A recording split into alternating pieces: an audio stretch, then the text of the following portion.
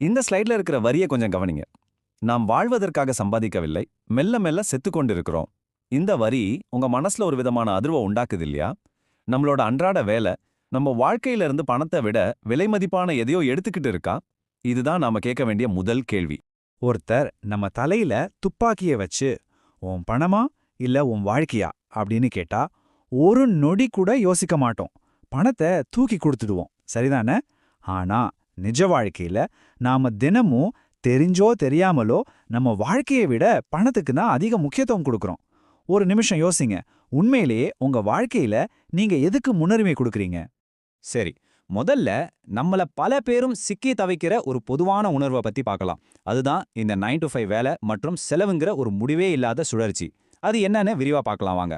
காலையில அலாரம் அடிக்குது, அவசரமா கிளம்பி டிராஃபிக்ல மாட்டி ஆஃபீஸ் போறோம். அங்க மெயில்ஸ், டெட்லைன்ஸ்னு ஒரு கப் காஃபியோட எல்லாத்தையும் சமாளிச்சுட்டு திரும்பவும் அதே டிராஃபிக்ல வீட்டுக்கு வரோம். சாப்பிட்டு டிவி பார்த்துட்டு ஒரு வழியா தூங்க போறோம். அடுத்த நாள் மறுபடியும் இதே சுழற்சி.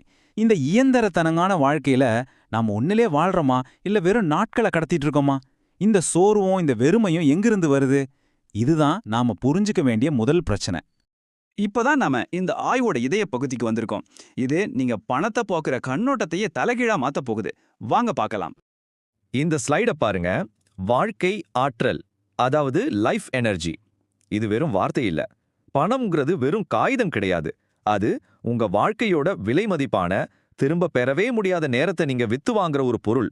உங்க வாழ்க்கையின் ஒவ்வொரு மணி நேரத்தையும் ஒவ்வொரு நிமிடத்தையும் கொடுத்து தான் நீங்க பணத்தை சம்பாதிக்கிறீங்க. அப்போ பணம் என்பது உங்களுடைய வாழ்க்கை ஆற்றல். இந்த ஒரு விஷயத்தை நீங்க ஆழமா புரிஞ்சுக்கிட்டா போதும், எல்லாமே மாற ஆரம்பிக்கும். இதை நீங்க பல முறை உணர்ந்திருக்கலாம்.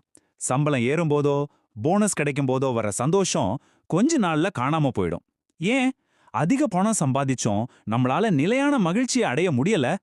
நீங்களும் இதை அனுபவிச்சிருக்கீங்களா?